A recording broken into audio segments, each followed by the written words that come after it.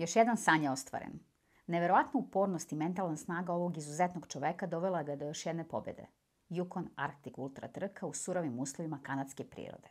300 milja za oko 108 sati i samo 2 sata sna.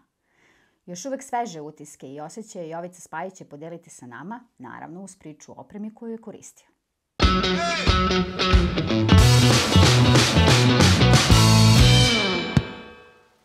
Jovice, dobrodošao, još jednom si sa nama. Čini nam neverovatnu čast da ponovo možemo da te ugostimo u ovoj našoj emisiji i da jednostavno sa tobom podelimo sva tvoja iskustva i sve ono što u principu je učinilo da uspeš u nečemu što je stvarno neverovatno izazov. Čast je moja i hvala vam na pozivu. Pre svega pomaže Bog i na prvom mjestu vam želim dobro zdravlje i nadam se da ću moći da prinesem ta iskustva na jedan lep i neposredan način i da vaši slušaoci i gledaoci izvuku iz ovoga ono najlepše i najbolje i da to bude na radost i korist svih. Tokom ovog velikog uspeha smo te pratili i bodrili i ti si u stvari još jednom pokazao šta znači ta čelična volja i šta znači ta ozbiljna priprema. I hajde da ne dužimo mnogo, nego da odmah pređemo na neka pitanja i da vidimo koliko su u stvari dugo trajale te fizičke pripreme uopšte za samu trku. Pa ja moram biti posve iskren i transparentan prema ljudima. Ovo traje jako dugo. Ti me znaš lično već godinama i nekako je u posljednjih, čini mi se, 7 godina od trke Yukon Arctic Ultra koja je bila u toj prvoj ediciji gdje sam učestvovao, za mene nažalost neuspješno, gdje sam dobio te teške promrzline. A opet taj san da jednog dana završim ovu stvarno za mene jako važnu trku i projekat koji je izvukao ono najbolje što ja mogu da ponudim, tu neku kreaciju, to neko svedočanstvo iskonske volje, čiste volje, ali zaista to kažem. To nije samo floskula, nego zaista za ovo mora čovjek da ima tu pasiju, posvećenost detaljima, veru, volju. Moralo je tu dosta toga da se poklopi ove godine i taj proces, to putovanje je trajalo, to nije bilo sad kao u posljednjih par mjeseci, uradio sam ovo ili ono, to je trajalo, kažem opet, 7 punih godina.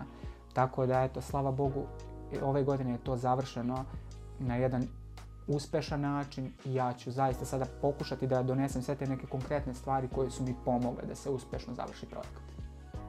I to nije samo Yukon, to je i Iditarod, Rovaniemi, ceo taj put tih Arctic trka, ajde da ih tako nazovemo, je onako nešto što stvarno traje s jedne strane, a s druge strane, čovječe, mislim, to su baš ekstremni uslovi.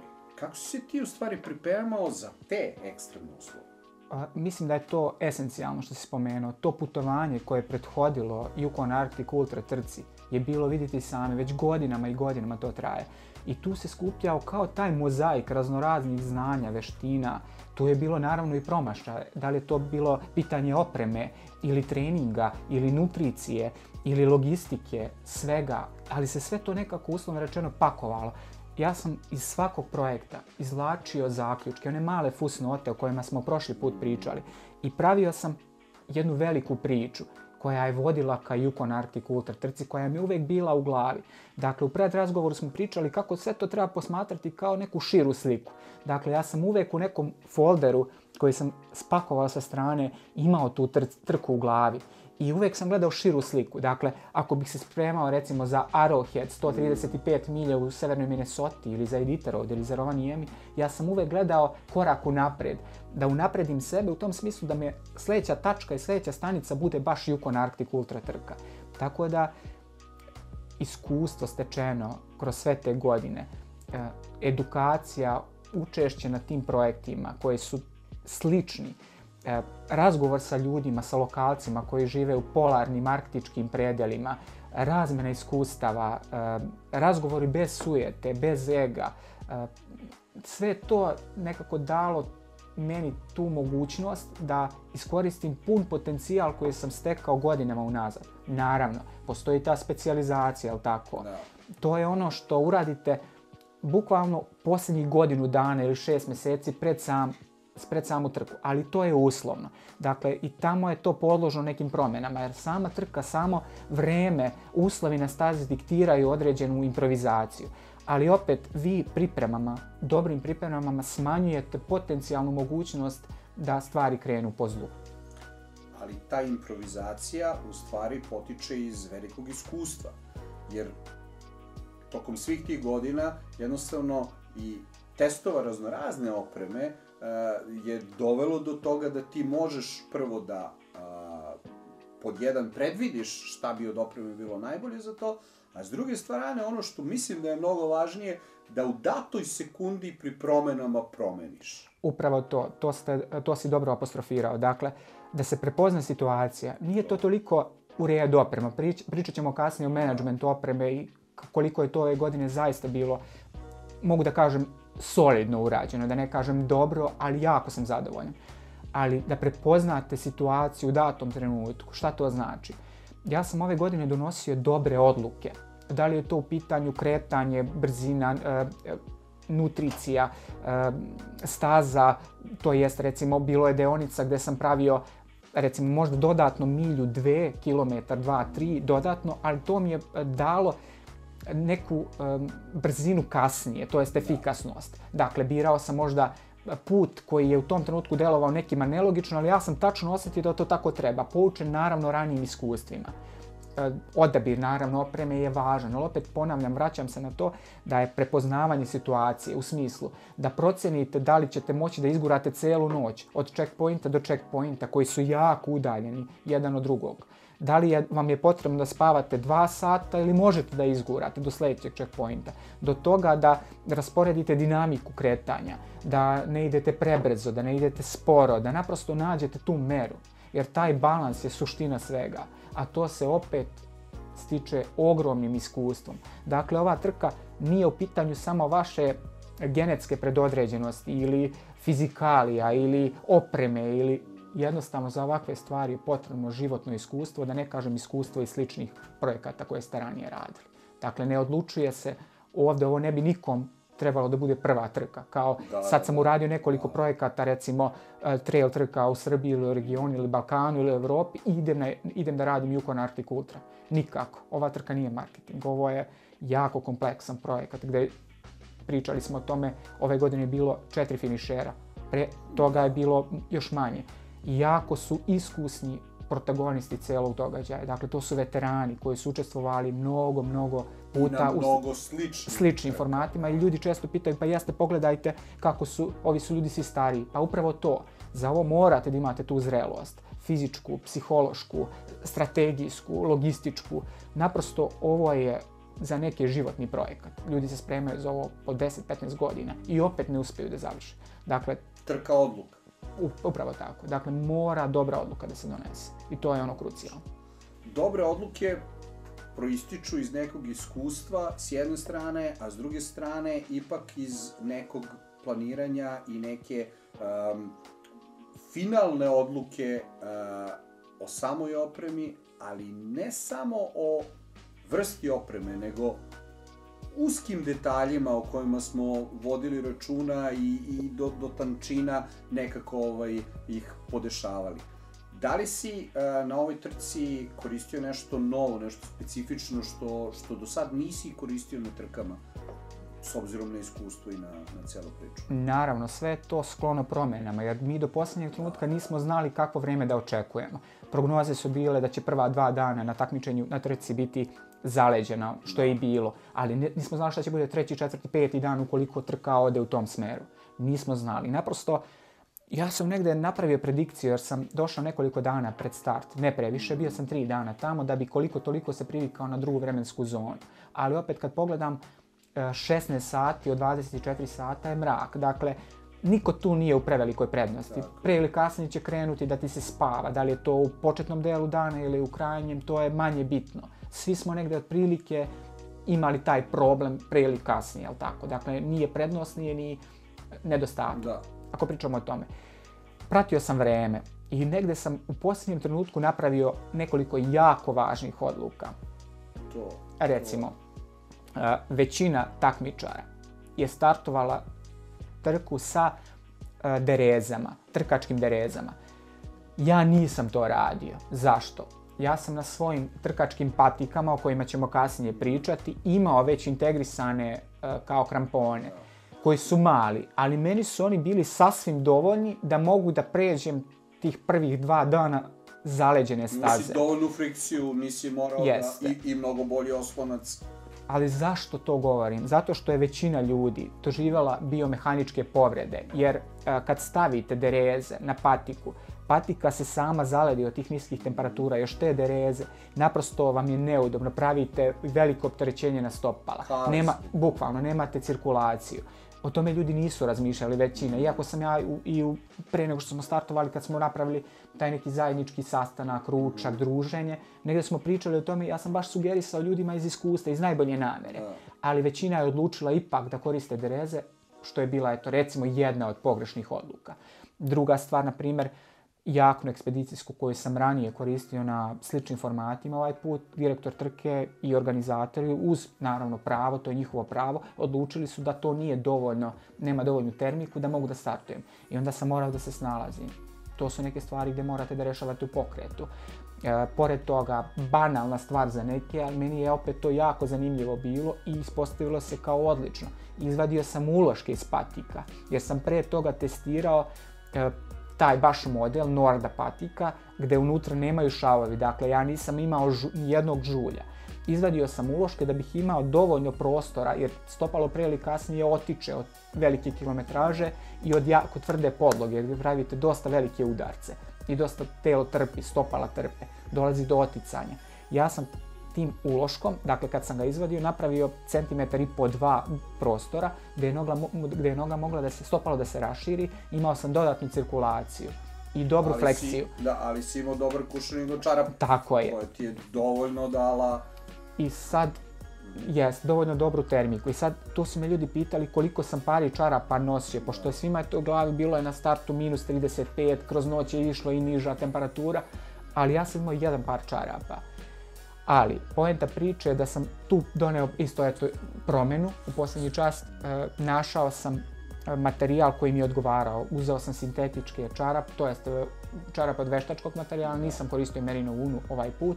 Nosio sam, da kažemo model, da ljudi znaju, možda kao preporuku. Drymax se zove kompanija, to je kompanija iz Amerike, baš model Cold Weather Socks. One nisu da kažemo predebele, nisu, jednostavno, to je neka srednja debljina čarape. Ja se izvinjavam što ulazim u detalje, ali možda će to ljudima da znači. I bukvalno jedan par čarapa sam nosio od starta do finiša, svih 480 plus kilometara. Oni se jako brzo suše, to je bila moja suština. Dakle, poenta svega je da bude stopalo suvo, sve vreme suvo. Naravno, o tome ćemo pričati kasnije, ali sve vreme mi je stopalo ostalo suvo, nisam imao apsolutno ni jedan žulj. Kako sam izvadio uložak, ja sam bio čak i bliže podlozi, što mi je dalo bolju biomehaniku. Dakle, ja sam osjećao bolje podlogu, jer je bilo nekoliko deonica, nije to sad tehnička trka gdje imate kamenjar, gdje imate neke oštre nizbrice, ali bilo je uspona i padova i imao sam bolji oslonac, bolju stabilnost. Dakle, to su neke stvari koje su jako zanimljive. I plus, jedan par čarapa ne pravi kompresiju na stopalima i dolazi do bolje cirkulacije, samim tim prokrvljenosti, samim tim bolje termike. To je ono što u stvari stalno potenciramo. Ne možemo zdravo za gotovo da uzimamo vuna je najbolji materijal za zimu i to je tačka i nema priče. Znači, u zavisnosti od situacije idu i različite materijale. Upravo tako. Što ne kažemo, nećemo reći da je vuna merino vuna ili bilo koja vuna loša. Naprosto samo treba naći dobar balans i u datom trenutku. Uvijek to podvučemo 3 puta. Dati trenutak. Dakle, to je to što je ono što donosi iskustvo. Znači, u principu su organizatori direktno uticali na ne samo tvoj, nego u suštini izbor opreme svih takmičara. Jako rigorozna kontrola. Dakle, oni su išli do detalja. Na kraju su moje sanke, ja sam napravio neku predikciju da bi trebale da budu od 15 do 18 kg. Na kraju moje sanke su bile 22 kg po njihovom. Zato što si morao da nosiš određenu vrstu opreme koje su oni. Tako je, dodatnu opremu gdje su oni insistirali da ta ekspedicijska jakna ispunjava određene kriterijume u smislu termike, gdje mi je vreća za spavanje bila namijenjena za minus 50, koja je izuzetno robustna i teška. Dakle, sanke su maltene bile prepune. Plus insistirali su da sve vreme kod sebe sa bilo kog checkpointa nosimo minimalno 3 litra tečnosti. Dakle, 3 termosa od litar, minimalno. Mislim, ja sam koristio termosa pa zbog toga i pominjem. Bilo je ljudi koji su nosili po 5 litara. Jednostavno, to je procena, ali bez 3 litra se nije startovalo. To je praktično obavezno na Tako je. Da ne kažemo o gorionicima, o podloškama za vreću. Morali smo sve vreme da imamo minimalno 5000 kalorija kod sebe. Dakle, mnogo nekih detalja. Ja kažem, koristio tu vreću? Nisam. Jer sam imao tu radost i nekako se sve poklopilo da bukvalno dolazim do checkpointa uvek. Dakle, imao sam te neke uslovno rečeno čvrste objekte gdje sam mogao da vreću bih samo izvadio, nisam ulazio unutra, je bilo dovoljno. Kao duši. Tako je. Tako da ovaj put se stvarno sve poklopilo. Kao da je to sudbinski tako trebalo da bude. Mada, ja kažem, uradili smo sve što je do nas da predupredimo neke loše potencijalne scenarije.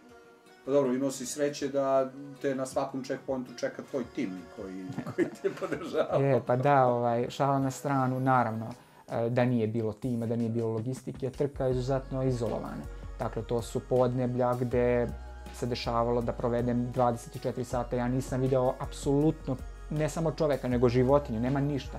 To je jedno belo prostranstvo koje samo po sebi ima tu neku mističnu lepotu gdje vas vraća godinama i godinama unazad u vreme, uslovno rečeno, zlatne groznice, u vreme tih nekih epskih poduhvata ljudi, gdje se dan pre nas je startovala ta čuvena trka Yukon Quest, gdje su trka pasa sa sankama. Jednostavno, to su neke stvari koje vas vraćaju, kao da ste baš to protagonista nekog događaja istorijski važnog i sami ste. Jako je to onako, nekad zna da bude mentalno zahtevno, ali opet ima tu neku svoju, opet ponavljam, mističnu lepotu. Rekao si da samo mali broj ljudi u stvari učestvuje na samoj trci. Kakva je bila konkurencija i da li ste stigli malo da popričate međusobno takmičari, da promenite neka iskustva i da jednostavno vidiš sa kim ćeš biti na stazi uslovno? Jesmo, dakle, 2 dana pred sam start napravljen je taj briefing vezano za samu trku gdje se priča o stazi, o uslovima, o markaciji, šta je potrebno, data je ta neka preporuka vezana za medicinski tim je davao preporuku ukoliko dođe do recimo pojave početnog dela promrzlina ili kako da to rešavamo, što je jako značajno za ljude koji možda imaju manje iskustva, mada opet se vraćamo na početak, ovdje mahom dolaze veterani, ljudi koji su ranije učestvovali na ovoj trci ili sličnim formatima. Iskren da budem, apsolutno sam bio upućen sam na sebe, bio sam fokusiran samo na ono šta ja mogu da učinim i što je do mene. Dakle, nije da me nisu zanimali ljudi, ja sam tamo pokušao da donesem i priču o Srbiji, da pričam o svom narodu, nekako da predstavim sebe i sve nas na neki lep način kroz razgovor sa njima i tu neku blisku komunikaciju. Ali opet nisam ulazio u detalje ko je ko, šta je ko. Jednostavno, bilo je par ljudi koje sam prepoznao od ranije sa nekih sličnih formata, ali opet bio sam izuzetno skoncentrisan na svoju izvedbu i na ono što ja želim da donesem kroz projekat. Razmena iskustava je uvek značajna i taj posljednji impuls koji se daje, onako svi su bili euforični, svi razmenjuju iskustva vezano za opremu, šta ćeš da poneseš, šta ćeš da jedeš, šta ćeš da piješ i tu isto dobijate te neke posljednje informacije koje bi mogle da budu kao da donesete odluku, recimo da li ćete poći sa ovim ili sa onim, to je sjajno. Recimo, posljednje veče došlo je do promjene staze, mala korekcija je napravljena i taj GPX file koji je naravno sa rutom staze, jedan od takmičara je bio toliko ljubazan da mi je čak poslao to neposredno. Tako je, što je jako važno. Dakle, nema sujete, nema ega, jer svi žele da završe trku i nekako tu smo, to je mala zajednica ljudi i to su ljudi koji su nekako posvećeni i konektovani, povezani sa prirodom i pravi entuzijasti, pravi ljudi koji su to rade sa pasijom, s ljubavlju, sa radošću i tu nema ega, tu nema sujete. Jednostavno posebna grupacija ljudi. Tako da je bila velika radost, naravno, podeliti iskustvo.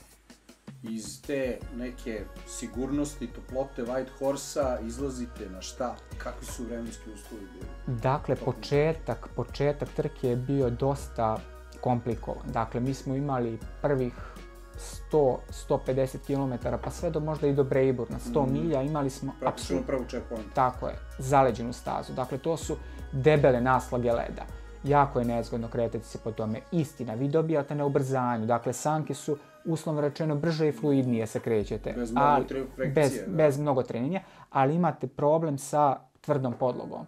Jako telo trpi veliko opterećenje.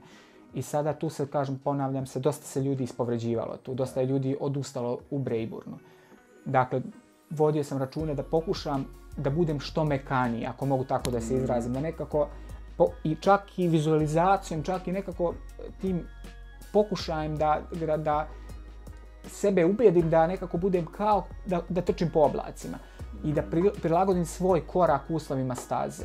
Dakle, pokušao sam da budem što ekonomičniji, da se što manje trošim, da trčim na manjem pulsu, da sve vrijeme dok je još telo može da primi kalorije, da jedem, da pijem, da ostanem disciplinovan i da budem u momentumu. Dakle, da ne razmišljam šta će biti za 200 milja, nego tu sam. I kako da budem što efikasniji u tom datom trenutku. Tako da sam do Brejburna došao do prvih 100 milja apsolutno neoštećen, svež.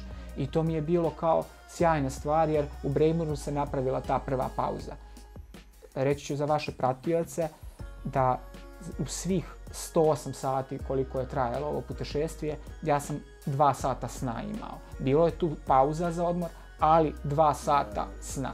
Ti u stvari na takvim trkama i nemaš vremena da spavaš. Možete napraviti strategiju, dakle limiti su poprilično široki, ali naprosto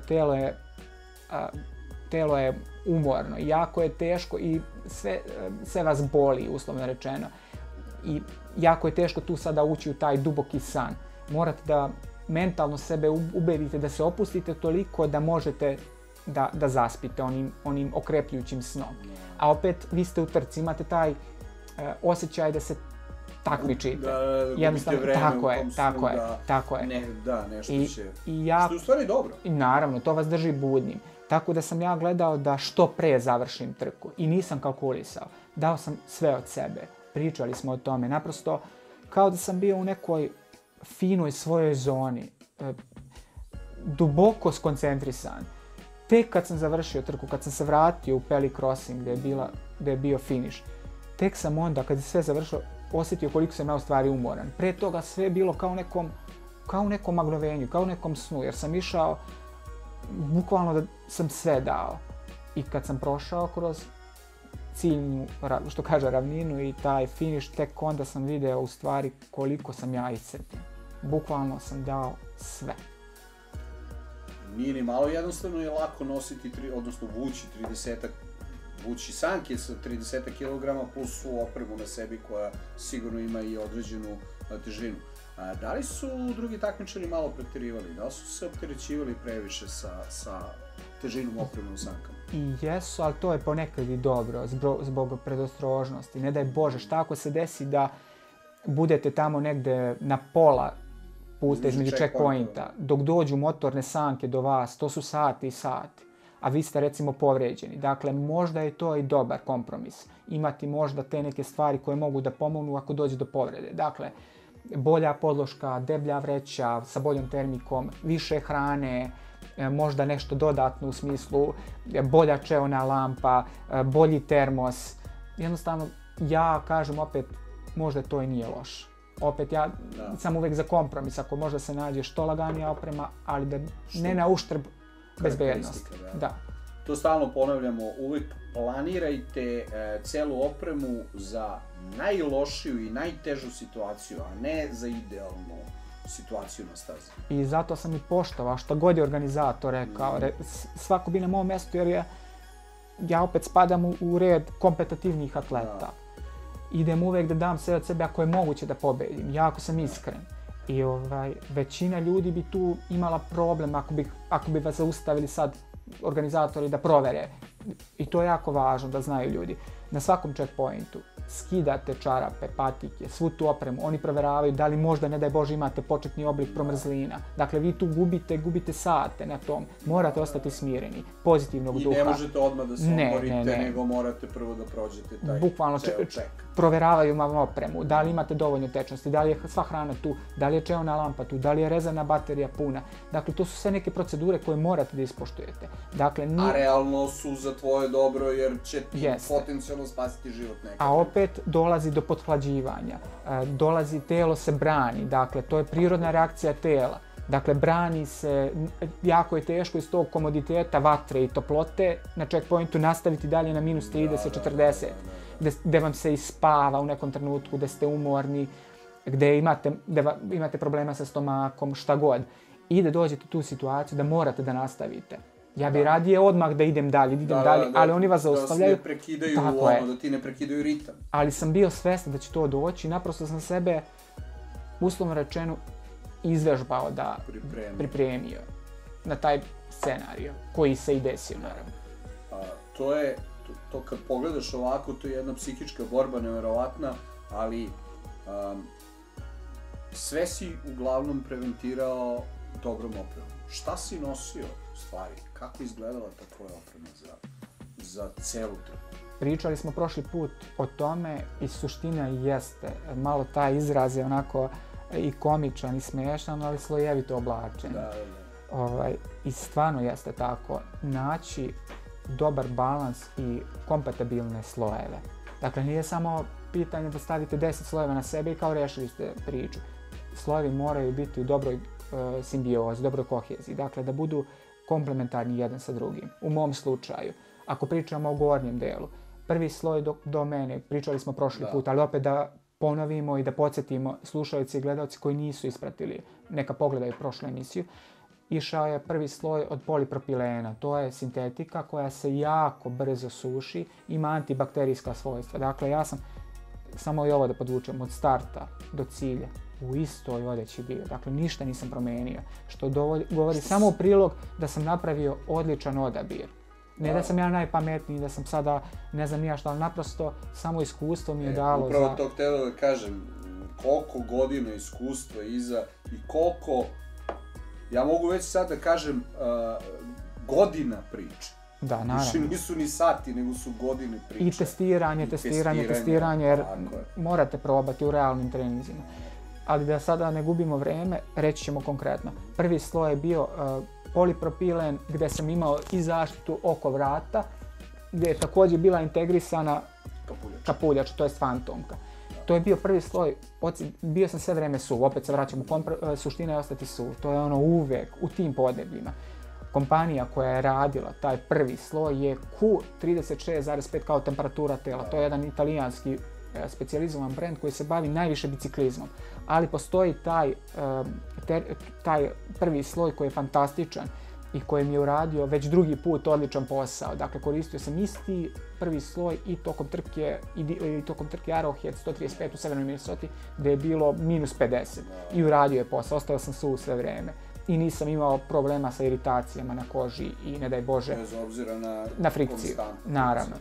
To je bio prvi sloj, dakle neka ljudi pogledaju, daćemo i u opisu videa. U opisu videa ćete imati sve ove podatke i potrudit ćemo se da vam prikažemo sve ove proizvode.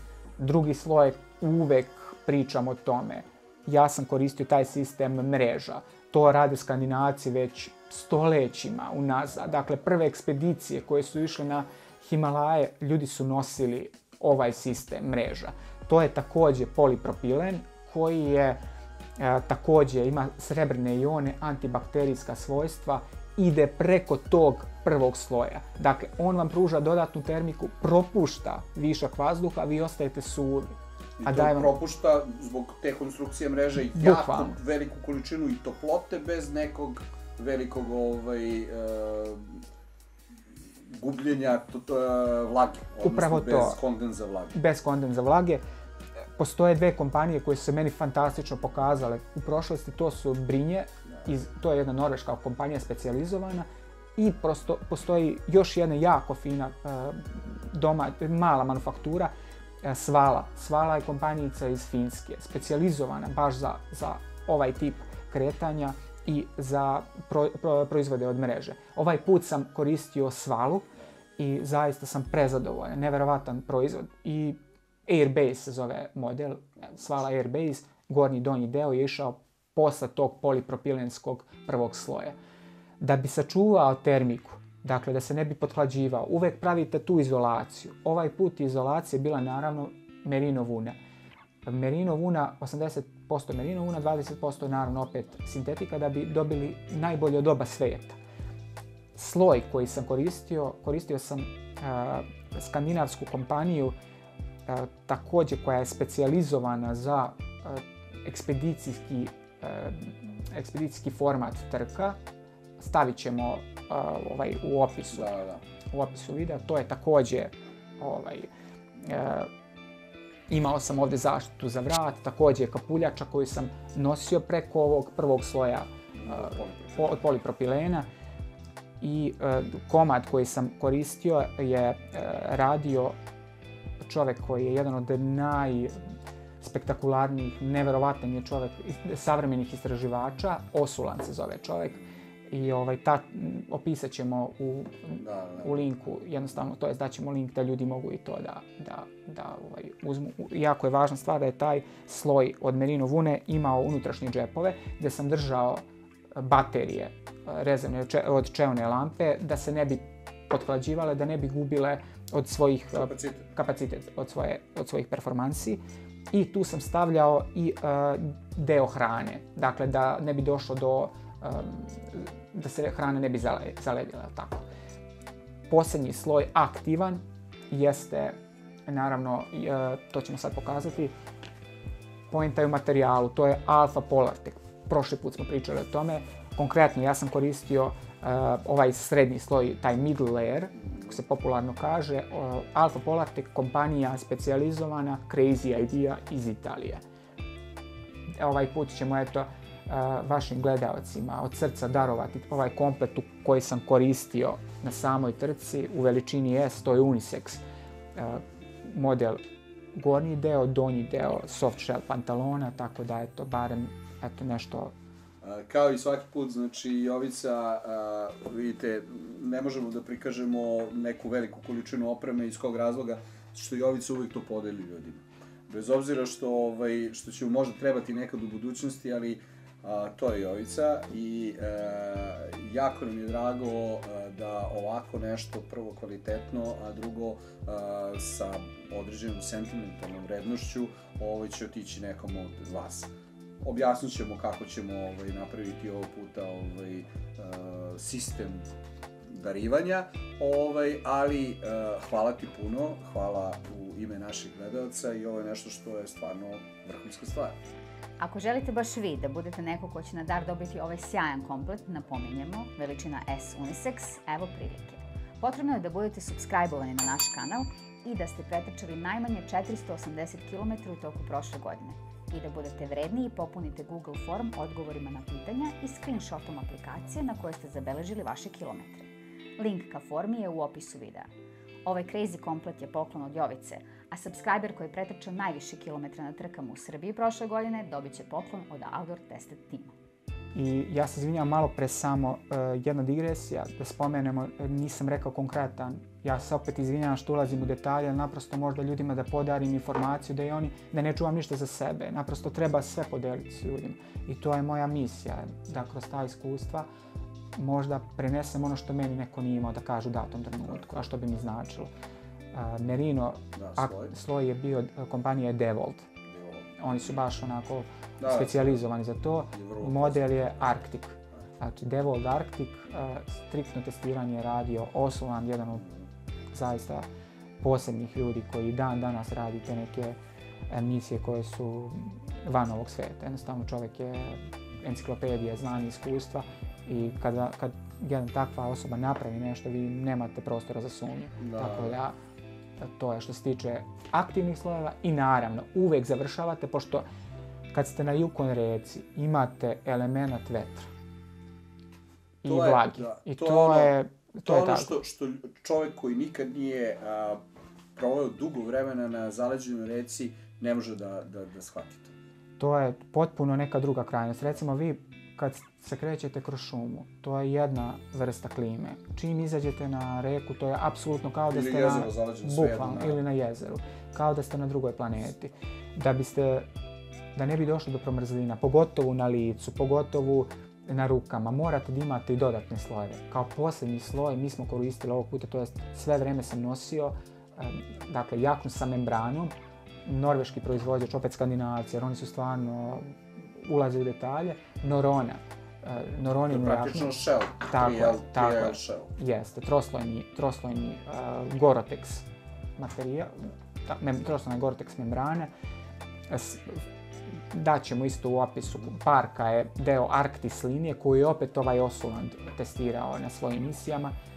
Pokazala se fantastično, zaista je onako... Ali to smo i pretpostavili, stvarno je, kad je urađena, vidite...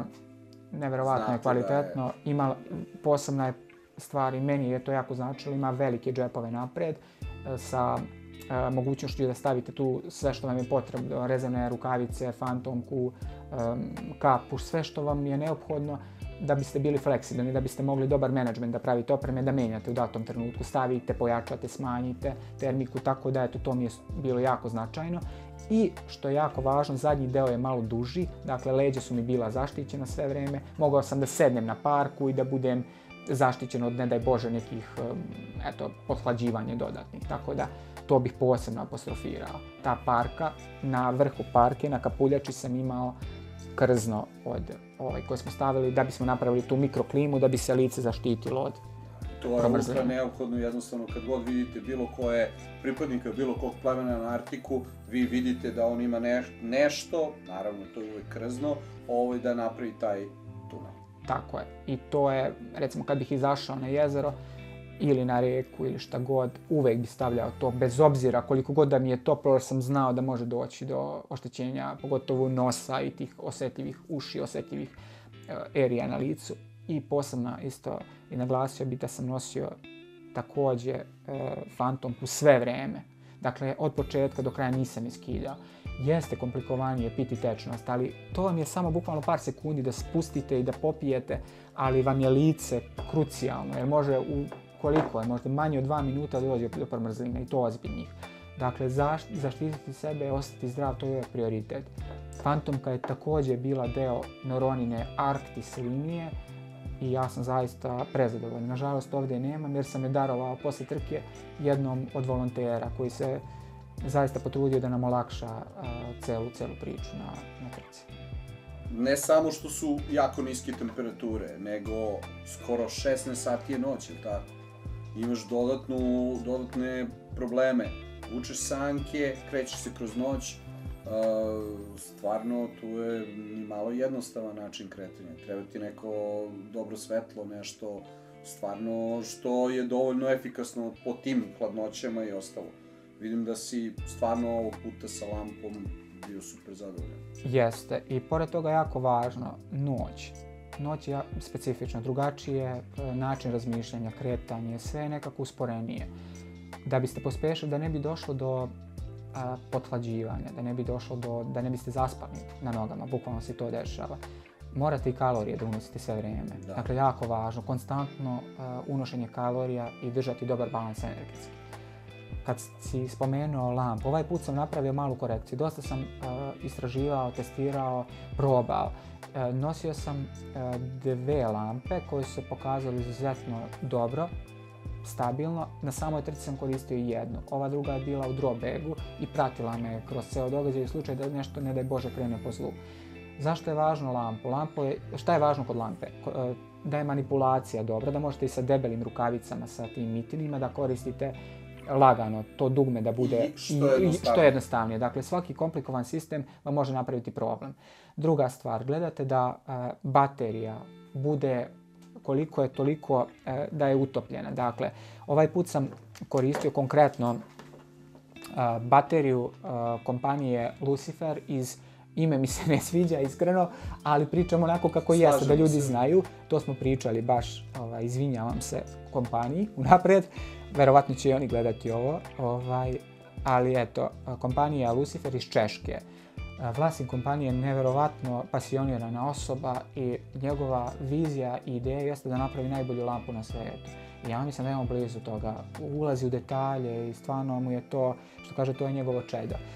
Koristio sam njihov zaštitni znak lampa M6 model, da ljudi mogu da pronađu na sajtu Lucifer kompanije, i naravno dugo kabel i dve baterije koje su meni poslužile da sam bukvalno 4 noći izdržao sa dve baterije. Ne znam da li uopšte ljudi koji prate ovo mogu da shvate koliko je to nevjerovatan uspeh na toj hladnoći sa samo 2 baterijice, kad ih pogledamo ovako, da vi izdržite to, ljudi koji su ikad bili na nekim tim trkama koji dugo traju noću ili u pećinama ili bilo gde, meni je to nevjerovatno, meni je to fenomenalno. Naravno, opet ja se vraćam na to da sam imao uvijek u drop bagu spremnu još jednu lampu sa dodatnom baterijom. Važno je da sam ovu bateriju držao ispod jakne, dakle da je sve vrijeme bila utopljena, što daje dodatnu ekonomiju. Pored toga, treba istaći da ova trka nije, vraćamo se, to nije tehnička, dakle vama ne treba lampa koja će da, ne znam, gdje ćete vi imati neke oštrene izbrdice, kamenjar i to, dakle treba vam sigurnost, treba vam dobra ekonomija. Ali čovjek se potrudio, recimo on je meni napravio dodatnu personalizaciju baterije, gdje mi je stavio da sam sve vrijeme imao 400 lumena. 400 lumena je jako puno, tako da vam to omogućava da pratite markaciju, jer su markacije na trci specifične. To su oni pričali smo prošli put. To su štapovi na kojima imaju fluorescentne trake na vrhovima. Ali dešavalo se da ljudi koji su lokalci iz nekog razloga skinu štapove. Stalno se naravno dešava. Pogotovo kad ste blizu checkpointa u tim nekim malim naseljima. I onda morate da naravno koristite još neke načine navigacije plus lampa. Ja sam koristio sat. Opet vraćamo se, model je Vertical Sunto koji me evo već 3. put na tim dugim ekspedicijskim trkama nije izneverio. Ovo nije marketing, to je tako, jednostavno pričam kako jeste, iz mog iskustva. On je izdržao sa 2 punjenja, jer sam imao eksterni punjač, izdržao je bez problema u tim uslovima. I to verovatno bi bilo 2 punjenja dovoljno, ali iz predostrožnosti sam uradio 3. punjenje sa eksternim punjačom. Eksterni punjač, isto zanimljivo, istaći da je to korisna stvarčica i svako bi trebao da ima to u svom arsenalu kod sebe u džepu. Ja sam koristio punjač, setit ću se proizvođača do kraja razgovora, uglavnom je jako zanimljiva stvarčica i korisna. Treba istaći još da, recimo, svetlo koje odašilja ova lampa je dosta čisto. Dakle, nije mi, to je, recimo, dešavalo mi se kod nekih ranijih proizvođača da je svetlo onako mutno, pogotovo kad je velika vlaga, i da mi je to davalo neki, uslovno rečeno, dosadan momentum i da mi se spavalo, bukvalno. Tako da je ovo dosta čisto i ovu lampu bi zaista preporučio svima od srca. Da li je to vezano za speleologiju, planinarenje, alpinizam, trail trčanje, skyrunning, takva lampa može da uradi jako dobar posao. Vidimo gomilu opreme i jedno od mojih pitanja bi bilo zašto sanke? Valjda sad je to čisto odgovor. Da, jer imate gomilu opreme, dakle to ne možete u ranac. Je neko probao da... Nije. Pritom, pogledajte ovako realno, ranac, ako biste nosili ranac od 40 ili 50 litara, dakle, šta ako se desi da imate novi snežni pokrivač, vi biste propadali sa rancem, je li tako? Sa 30 kila ne bi ni mogo ni da ga nosiš. Bukvalno, ovako imate pojas koji je namenski napravljen za vuču sanki i to smo isto, našli smo pojas koji je dizajnirao i napravio čovjek koji se također bavi samo ekspedicijskim tipom kretanja po Arktiku, po jednostavno tim erijama koje su dosta hladne i koristi sanke. I onda je on čovjek svojim iskustvom napravio, Thomas Urlich se zove čovjek, ako nekog bude zanimalo. On je čak napravio štapove, saradnju napravio sa kompanijom Lekić i sa štapove također ja koristio ovaj put. Dakle, to su ljudi koji su svoje životno iskustvo utkali u produkte i to je tako lepo da možete nešto što je čovjek već napravio, što radi posao, da vi, uslovno rečeno, iskoristite za svoj sport i da to uradi neverovatan posao. Svima njima sam posle trke poslao mailove zahvalnosti i svi ljudi su odreagovali fantastično i svi su bili ponosni na to. Tako da je to. I jeste to je stvarno nešto što je, mi kad smo videli taj pojas, u startu smo rekli obojica, to je to ovde, mi ništa ne bi više dodali. I stvarno je i na prvi pogled, a ispostavilo se i u trci da je to bilo vrhunski. Da li si imao mogućnost da na checkpointovima ostavljaš drop bagove? Jeste, dakle ovaj put se drop bag pomerao sa checkpointa na checkpoint, što je bilo sjajno.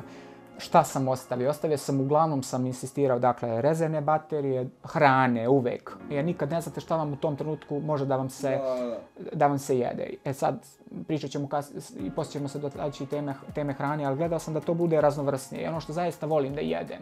Dakle, nisam pravio kompromise sada, da se ograničavam na energetske barove. Dakle, tu je bilo i čvrste hrane i nekih jela u ekspedicijskim kesicama. Tako da je bilo baš svega onoga što sam voleo. I plus sam nešto što meni uvek prija, i Kanada je specifično po tome, to je njihov Canadian ginger. To je kao džumbir soja. To je meni recimo uradilo fantastičan posao. Čak sam punio svoje termose. Jedan termos mi je pun bio posljednja 2 checkpointa sa tom džumbir sodom, koja mi je na kraju krajeva, jedino sam to posljednjih recimo 50 km mogao da taj ginger ale je super. I ima dovoljnu količinu kalorija da vam pruži i da vam da taj neki lep potisak, i meni je to recimo nešto što je ovaj put uradilo fantastičan posao, tako da zanimljivo ako neko bude išao recimo da se takmiči u Ameriku ili Kanadu, možda to da proba, možda uradi dobar posao. Checkpointovi su prilično udaljeni jedan od drugog. Da li je tu u stvari uslovljavalo da moraš da nosiš mnogo više hrane i pića nego što inače nosiš na trkama sa sobom? Naravno, dakle, pričali smo o tome, vi ste morali da imate minimalno 3 litra tečnosti kod sebe. To je bilo dovoljno? Meni je bilo dovoljno i naravno mnogo kalorija, jer se trošite. Dakle, trošite se na kretanje, jer idete u visokom intenzitetu, koliko god to delovalo, sada kao sporije se krećete, ali opet je to intenzitet sa sankama koji je, ja bih ga deklarisao kao visok intenzitet. Mozak troši energiju na navigaciju, stalno morate da budete skoncentrisani. Tokom noći kretanje vam oduzima dodatne kalorije, pothlađujete se neverovatnom brzinom. Dakle, vi ne možete da izračunate koliko kalorija gubite. To je neverovatna potrošnja, koliko kalorija gubite. I onda morate to da probate da nadomestite. Ja sam imao 3 izvora. Dakle, pošto sam negde računao da se krećem za mene nekim umerenijom brzinom, trebalo mi je nešto što će da mi drži stabilnost. Obično kad se krećete većim brzinama i jačim intenzitetom, ugljeni hidrati bi bili nešto što je potisno gorivo, je li tako? Ali brzo, tako je. I stomak brzo generiše i dobro procesuira. Ali ovaj put sam išao na to da mi malo veći kalorijski unos bude od strane masti, dobrih masti. I onda sam koristio izvore u smislu putera od orašastih plodova u kombinaciji sa još nekim nutrijentima. Imam lepu saradnju sa španskom kompanijom koja se zove Holifat. Evo sad ćemo pokazati. To je ovo. Dakle, oni su napravili baš za trku za mene u ovim velikim, kao za bebi hranu, ovim velikim kao plastičnim kesicama. Nazovimo ih. Tako je. Ovdje ima 250 grama, dakle gdje je različiti sukusi bili orašastih plodova, to je putera od orašastih plodova, plus neke još dodatne stvari u smislu pojačani sa dodatnim solima, elektrolitima, sa nekim dodatkom pirea od voća. Dakle, bilo je fantastično. Prvo što vam daje jako lep ukus, telo ga dobro prihvata, imate tu neku stabilnost. Dakle, lagano. Tako je. Kao kod ugljenih hidrata gde te grune, pa onda... Bukvalno je tako bilo i pritom mnogo kalorija imate u ovoj jednoj kesici. Pored toga, ja sam koristio, to je nešto što... Izvini samo, jel se nije mrznulo, nije se zarađivalo? Poenta priče je da to morate uvek do sebe da držite. I postoje neki orašasti plodovi koji se brže, recimo, kikiriki puter se mnogo brže stegne nego bademov puter. Naprimjer, za ljude koji budu odlazili da možda idu ka pravcu bademovog putera ili indijskog oraha, mnogo sporije se smrzavaju nego kikiriki puter, na primjer. To je iskustvo. Pored toga, uvek treba gledati da to bude u unutrašnjem džepu. Ovdje smo baš imali taj, u tom posljednjem aktivnom sloju, baš vidite ovdje, postoji baš džep gdje sam stavljao putere, plus imao sam spoljni džep gdje sam stavljao stvari koje su se, ovdje sam sam ušio, to jest kolega sa posla mi je pomogao da dodatno ovo napravim da meni bude pristupačno ovaj deo sa rukavicama da mogu lagano da koristim. Ovdje sam stavljao nešto što se sporije zamrzavalo. To su bile te kuglice od čedra, od sira čedra i parmezana, gdje mi je trebao to neko vezivno tkivo u smislu proteina, da ih imam u izvesnoj količini tokom kretanja. Dakle, imao sam dobre masti, imao sam hidrate u smislu kompanija iz Velike Britanije koja se zove Resilient Nutrition. Oni prave baš barove od ugljenih hidrata koji su izuzetno kalorijski bogati. Bukvalno kao jelo da imate. Barovi, veliki barovi. I to mi je bio prvi izvor ugljenih hidrata. Holifat i naš domaći proizvođač, što ljudi mogu da nađu. Nije reklama za njih, Cold Pressok. To je nešto najpribližnije na našem tržištu, što ljudi, preporuka da probaju. Imaju nekoliko različitih ukusa, ja sam donio sad orah, recimo, da pokažem samo ljudima, ali imaju ljudi da pogledaju. To imate u zdravim hranama i mislim... Ima čak i u običnim prodavnicama su počeli da... Naravno, pričamo o elektrolitima, to je jako važno da se nadomeste ti izgubljeni elektroliti tokom kretanja. Također, ja uvijek gledam da to bude što prirodniji izvor, ali recimo nekad morate da napravite kompromis. U mom slučaju ja sam koristio, evo imaju tu elektroliti Holifat, to je bukvalno ukus kakao, kao da kad stavite ovo, kao da imate taj lepi ukus tople čokolade koja mene uvijek nekako dodatno plemeni, nasmeje i zaraduje, bukvalno kao da sam pio toplu čokoladu i plus tu imamo soli. Tablete soli kao dodatno, koliko procenite da vam je potreban dodatan unos soli, postoji baš ovo je Crown Nutrition, isto zanimljiv brand iz Španije, oni rade kao tablete soli. To je ono što bi trebalo da ima svako kad radi takve stvari. Dakle, elektroliti i tablete soli kombinacija i morate da nađete balans. To morate tokom treninga i testiranja. Dakle, ne treba otići tamo da niste probali sve ovo. Dakle, ovo je testirano tokom treninga i priprema mesecima unazad. Tako da, eto, to je nešto što se pokazalo dobro. Pio vodu? Voda, naravno. U jednom termosu je bila sve vreme voda. I gledate uvijek da bude mlaka voda. Ovaj termos je fantastičan. To je Stanley, čuvena kompanija. I vi ste radili konkretno testiranje i pokazalo se zaista realno izuzetno kvalitetno. Birali smo litar zato što je veći kapacitet, to duže drži temperaturu. Tako da sve vrijeme, naravno ja sam skinuo ovo da bi dobio dodatnu, da ne bi bez veze nosio. Nema potrebe. Ovdje morate da vodite računa, isto jedna mali savjet za ljude koji rade generalno planinarenje ili zimsku alpinistiku, da uvijek bude suv ovaj deo, da ne ostane kapljice vode ili može da se zaledi samo zbog toga. Dakle, uvijek prebrišete nekom krpicom, rukavicom ili šta god. Mala sugestija. Imao sam sve vrijeme, dakle, mlaku vodu, barem litar, da bih isprao, uslovno rečeno, te elektrolite i da bi to bilo, eto, kao da napravite dobar balans. Kod sebe sam imao jako zanimljiva stvar. Ljudi su možda primetili trenutno najbolji ženski ultramaratonac ili ultramaratonka na svijetu, Courtney iz Amerike. Ona na svojim trkama nosi četkicu i pastu za zube malu. To je dosta, ako kad su ljudi vidjeli nije bilo jasno. Eto, preporuka da uvijek imate to kod sebe, ja isto to koristim već neko vrijeme, da očistite te šećere koje imate od te hrane ili šta god i daje vam nekako osvežite celu priču i mnogo drugačije prihvatate hranu. Mala stvar, recimo, koja može da znači. Super, to je, nikad nisam ni razmišljao o tome, a posvesno smo to radili, nosili, iscedimo pastu za zube, ranije nije bilo malih pakovanja, nego ih iscedimo do pola i poneseš pola paste za zube, sa malom onom četkicom. Da, to može bukvalno set koji se koristi za putovanje aviona, i kupite to, stavite do sebe i znači će na checkpointu. To vam je 30 sekundi, a totalno promijeni celu priču. To vam je kao da ujutro ustanete nekako, zamislite da krenete bilo gdje, da ne operete zube ili se ne umijete. To bi vam recimo u ovom slučaju bilo to. Kao da ste ponovo krenuli u novi dan.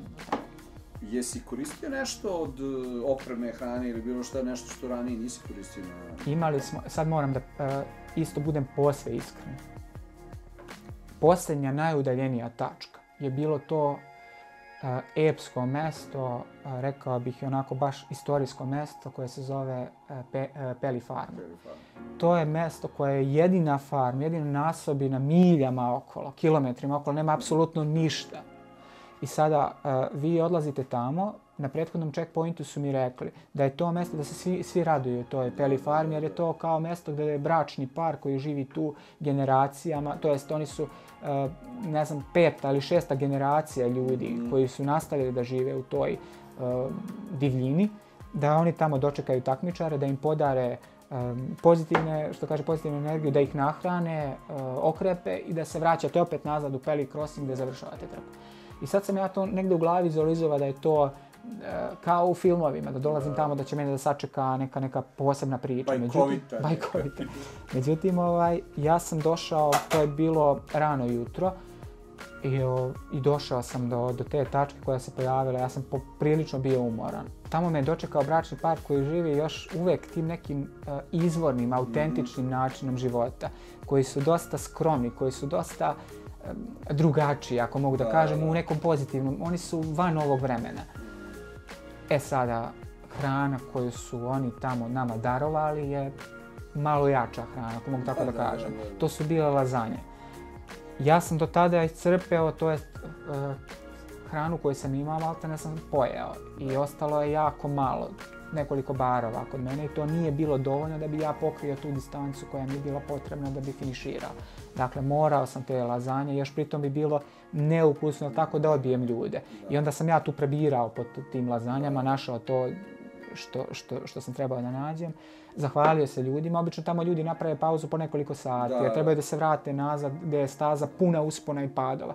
Ja sam bukvalno ostao tu sat vremena, provjerili su mi naravno i oni ruke, noge, lice. Tu sam malo nešto pojeo i nazad sam se vratio ekspresno, tako da. Koliko je teško to upravo? Znači ti dolaziš do Peli Crossinga, pa ideš u Peli Farm, pa se vraćaš nazad istim putem. To je neverovatno teško mentalno. Dakle, morate biti spremni za to da imate ono što smo pričali, keca iz rukava, da imate tu neku dodatnu motivaciju. I malo prije smo isto spomenuli to. Meni je tu bila zastava Srbije, utisnuta. Na desnom je bila zastava moje jedinice, grb Saja. I u jednom trenutku to je možda ostalo još 20-ak milja ili ceo maraton do kraja. I već sam bio poprilično oštećen i umoran i već mi se spavalo i nekako vam tu pada motivacija. I samo u jednom trenutku mi je pogled zastao na zastavi Srbije. I to nije sada samo priča za podcast, za medije i to zaista me to toliko, jer rekao sam nema šanse, toliko me to dalo mi tu neku snagu. Svestan sam šta predstavljam, šta ja nosim sa sobom i koliko je važno za našu zemlju da budem dostojanstven ambasador u tom nekoj sferi sportske strane i da uradim sve što je do mene, da nas sve obraduje. I to mi je podarilo takav vetar u leđa i taj posljednji impuls i bukvalno sam stegao zube, iako sam bio i gladan i žedan i izgurao do kraja onako izuzetno motivisan, da kažem. Verujem da vam je ova priča korisna i da biste željeli da čujete još. Zato jedan subscribe i like na naš kanal. Postanite i vi deo Outdoor Tested zajednice. I hvala ti puno na to. Stvarno, činiš nas ponosnim. Jednostavno, malo je ljudi koji u svetu na taj način reprezentuju ovu našu malu zemlju na koji, hteli ili ne hteli, smo stvarno svi ponosni, bar mi koji držimo do toga nekako. Naravno, za mene je Srbija uvek na prvom mjestu. Proputovao sam mnogo to. Po celom svijetu sam se i takmičio i video sam i neke izvorne prirodu u nekom svom izvornom obliku i sve, ali Srbija je zaista posebna. Evo, treba spomenuti kad smo već tu još te neke delove opreme da ne preskočimo, da ne zaboravimo. Recimo, ovaj put sam dosta pažnje posvetio rukama, zato što sam ranije imao tako te teške promrzline. Prošlo je 6-7 godina, sve se to zalečilo, ali opet da ne bi došlo do novih pogoršanja ili povreda. Ovaj put sam napravio, kažem, najbolji mogući odabir. Prvo što mi je... Pogotovo u tom povratku gdje ispričaj to da je klima bila neverovatno ispričat ćemo. Evo, samo da spomenemo, ovo je lokalna kompanica mala iz Whitehorse. To su ljudi koji koji žive tu godinama i koji prave od polara. To su kao podrukavice koje su od polara, ali ovdje ima jedan mali džepić gdje sam ja stavio hemijski grejač. Zašto je to važno? Zato što u ovom delu se kreće do najbržeg pothlađivanja. Dakle, ako zaštitite ovaj deo ruke, najveći protok krvi koži. Tako je, najosjetljiviju regiju, sa tim malim hemijskim grejačom, znači bukvalno možete da izađete ovako bez ičega na minus 10, 15, 20, bez problema.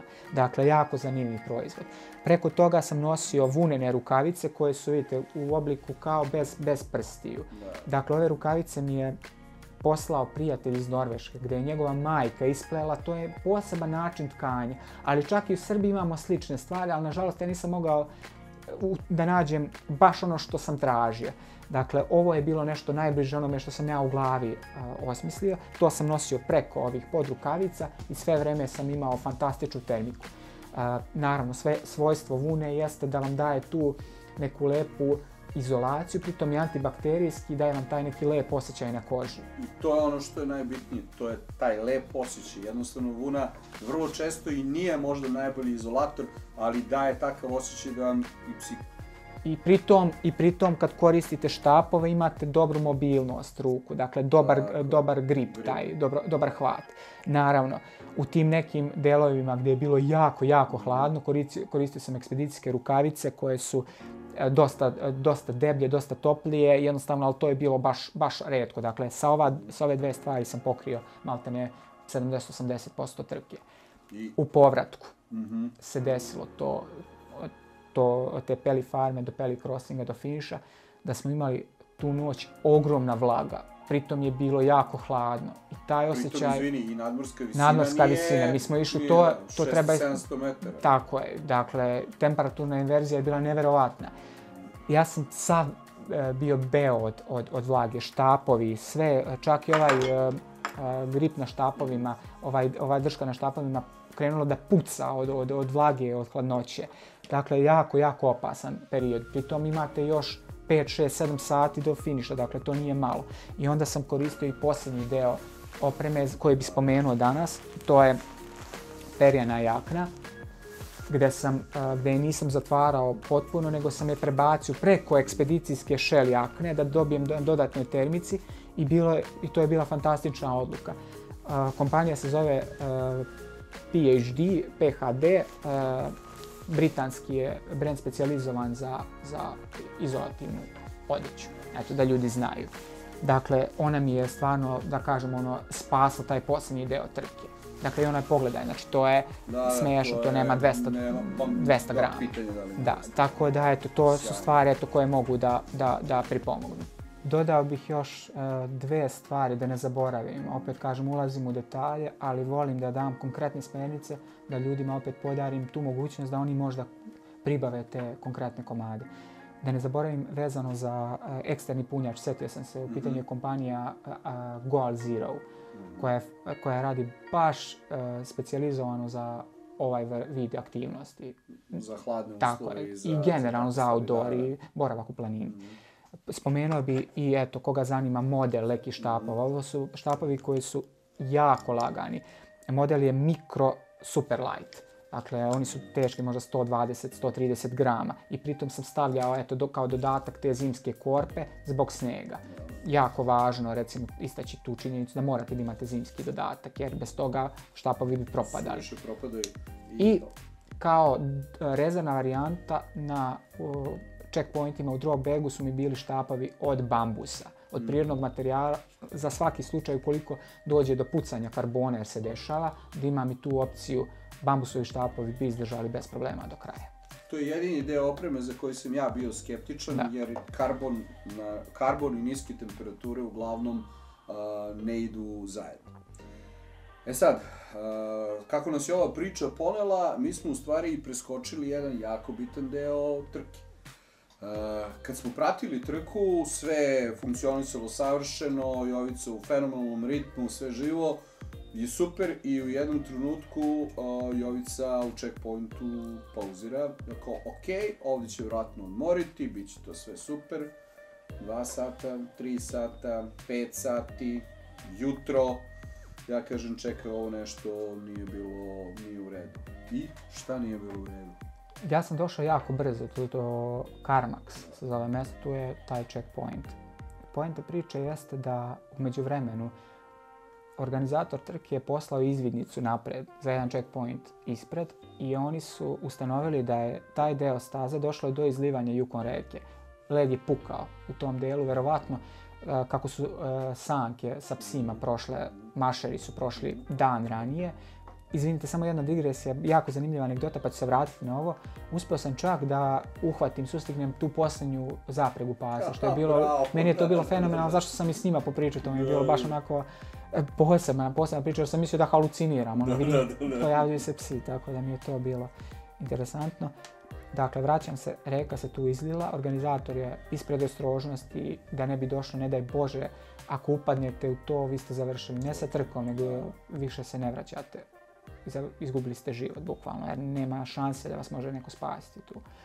I onda se došlo do toga da su oni mene zaustavili nekoliko sati i doneli odluku da se trka pomeri, dakle, u drugu stranu, napravili smo kao polukrug i nastavili, tako, i nastavili dalje u istom smeru ka Dawson City, u pravcu Dawson City. Vraćaš se iz Paley farma, nadmorska visina, valoviti teren, cela ta vlaga, sve to. Kako se osjećaš na kraju trke? Pre kraja, da budemo precizni.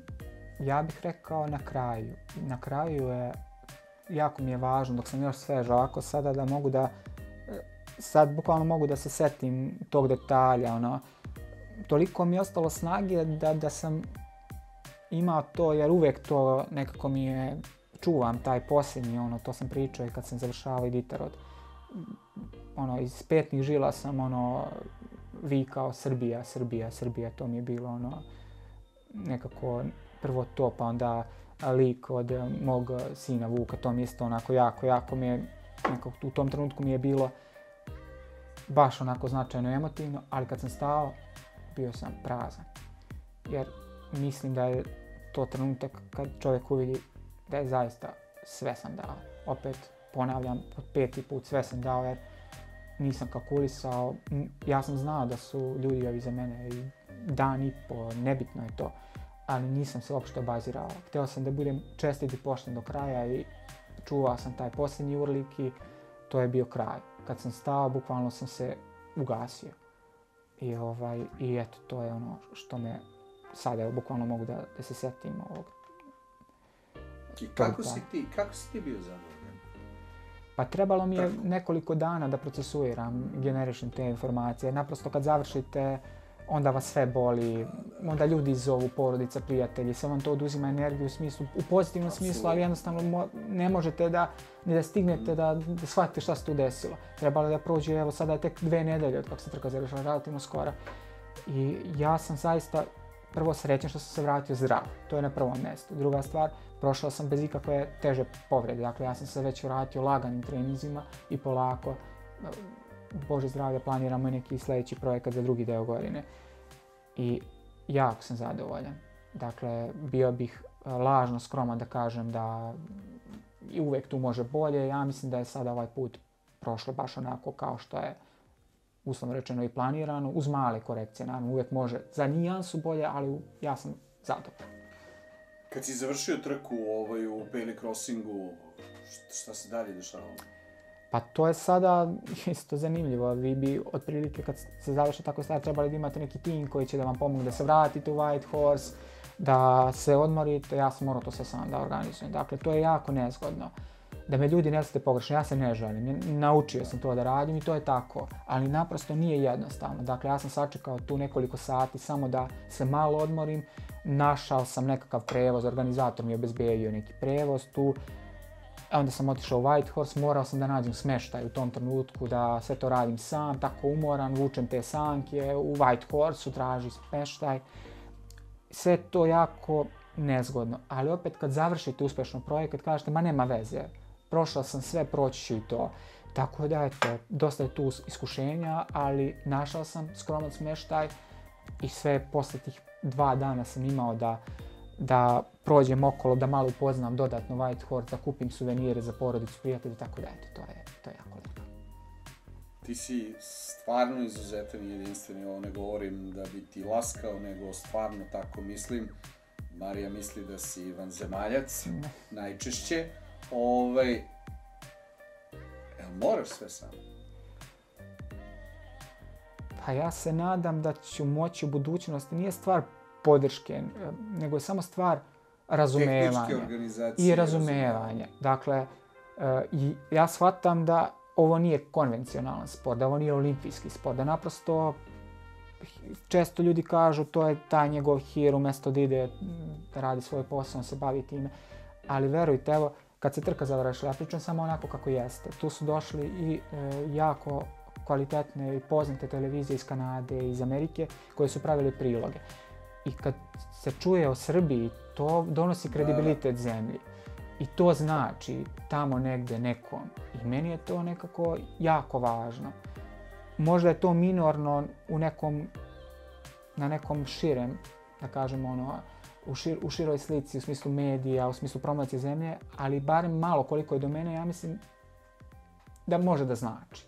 Da motiviše barem nekog da pokrene, da se čuje to o Srbiji. Naučio sam da se oslonim najviše na sebe, ne zato što ja manje verujem drugima. Naravno ti znaš i vi često pripomognete, zajedno analiziramo projekte, učestvujemo u izradi nekih prototipa. Postoji tu dosta malih manufaktura, kompanica koje utkaju deo svog znanja i svega u taj projekat. Ali na kraju krajeva vi ste sami koji ste u trci, koji donosite odluke. Poslije trke ste sami. Postoji jedna knjiga, mislim to je malo popularnija literatura od Coelha, pobednik je sam i pobednik zaista ostane sam sa sobom.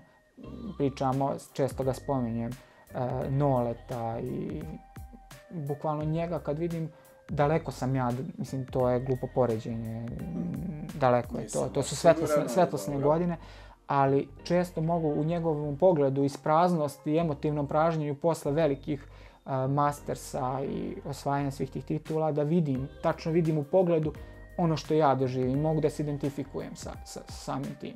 Tako da podrška znači, ali pre svega empatija, razumevanje. To je ono što meni daje dodatan i pozitivan impuls. Ne moraju ljudi da pomognu materijalno, kako god, ja to razumem, imaju svi svoje muke i iskušenja, ali da imaju samo razumevanje, da ne budu dželati, da ne bude osude, nego samo da kažu u redu je to što radi. Da ne ulazimo da li sam ja, ne znam, da li mi treba pomoć ili ne treba, ali meni to znači, eto. I za kraj jedno pitanje, ipak ovo nekako neka emisija koja se bavi opremom. Da li si zadovoljan izborom opreme i da li bi nešto menjao sad na kraju? Konkretno za ovu trku mislim da smo donijeli odlične odluke. Oprema je funkcionisala fantastično. Naravno, postoje neke smjernice, ali to ćemo možda za neke druge projekte dodatno izanalizirati, probati, testirati. Uvideo sam još neke stvari na kojima mogu da se urade detalji, gdje bih ja mogao sa tom postojećom opremom i malim prepravkama dodati ovdje, oduzeti ovdje, skratiti ovdje, da možemo da napravimo zaista fantastičan kompromis. I ja verujem svim srcem, to ponavljamo 100. put, da će se pojaviti domaće manufakture, mali brendovi, da se ujedinimo. Ja ih opet pozivam da napravimo mi nešto naše, jer imamo talenta, imamo iskustva, imamo kreativnosti. Materijali su sada svi dostupni, dakle možete da napravite konekciju sa milion kompanica koje bi vam podarile materijale i da napravimo mi nešto što je naše gore list, da tako kažemo, nešto naše, nešto što je opet što bi meni podarilo dodatnu motivaciju da predstavljam naše domaće kompanije. A ja znam sigurno da smo zanatski sposobni da to uradimo. Jesmo. Sigurno, ako ne bolje, onda makar isto sa nivom Skandinavaca ili... Naravno, a da ne pričamo koliko bi se to radilo s ljubavlju i sa posvećenošću i sa pasijom koja je izuzetno značajna za ovaj sport. I šta je to novo? Gde idemo sada? Pa ne volim previše unapred da dajem bilo kakve prognoze, jer nekako da nije sad stvar da sam ja sujeveran ili slično, ali recimo trebalo bi, mogu da kažem da će to da bude prva polovina avgusta, da je trka opet nešto u mom maniru, ali dijametralno različito od ovoga što sam radio sada u Kanadi. Biće duga trka, 200 plus milja i verujem svim srcem da uz dobro zdravlje, kvalitetne pripreme, da opet mogu da donesem jednu lepu priču i da oplemenim celu zajednicu sa novim iskustvima, verujem i dobrim rezultatom, ali opet na prvo mjesto da se vratim zdrav i da nastavimo i da se opet podružimo naravno u vašoj emisiji i da ispričamo ljudima šta je to, kako je bilo i naravno da donesemo neke nove poklone i tako. Hvala ti puno. Ovo će možda zvučati kao floskula, ali toliko mi je drago svaki put kada si ovde gost, prvo u našoj kući, a onda u našem, nazovimo ga programu, ja više ni ne znam kako se ovo sve zove, ali jednostavno nama daš pozitivnu energiju i nama daš želju da jednostavno istrujemo u ovome što radimo, a ja verujem da i vama, dragi gledaoci, ovako jedna priča prvenstveno iskrena i iskustvena će omogućiti da saznate nešto novo, kao što mi svaki put saznamo nešto novo i tehničko s jedne strane, ali s druge strane mnogo više saznamo i spoznamo možda taj emotivni deo koji Jovica zrači maksimum. Hvala vama još jednom na pozivu. Vi znate da ste deo celog projekta generalno godinama unazad i cele priče koju ja nosim sa sobom i zaista bezuslovnu podršku koju dobijem od vas je značajna i meni lično i moje porodice, tako da hvala vam od srca. Također, kao i uvek, želimo da pozovemo vaše gledaoce i slušaoce da u komentarima postave pitanja, da ću ja dati zaista sve od sebe, da svakom odgovorim koliko je konkretnije moguće. Dakle, nema glupih pitanja, bez ustručavanja, pitajte, mi ćemo u dogovoru sa vama napravit ćemo posebnu emisiju koja će se ticati samo odgovore na pitanja da bismo bili što efikasniji, da bismo ljudima podarili možda neku opciju koja njih zanima. Da li je to vezano za trening, ishranu, opremu, bukvalno sve što ljude zanima, ja sam tu da odgovorim. Hvala ti na tome, budi nam zdrav, srećan i uzbrdo brz. Hvala vam još jednom. Kako je Jovica napomenuo u emisiji, potrudit će se da da odgovor na što više vaših pitanja. Za ovu priliku Outdoor Tested Team napravit će specijalnu epizodu koja je posvećena samo odgovorima na pitanja koje su među komentarima ove epizode na YouTube kanalu. Da napomenemo, nismo zaboravili na pratioce koji su pitanja postavljali u prethodnim epizodama, tako da će odgovori na ta pitanja ići prvi. Ovaj specijal će biti za najkasnije 2 nedelje od danas. A vama, hvala što nas pratite i što ste uz nas.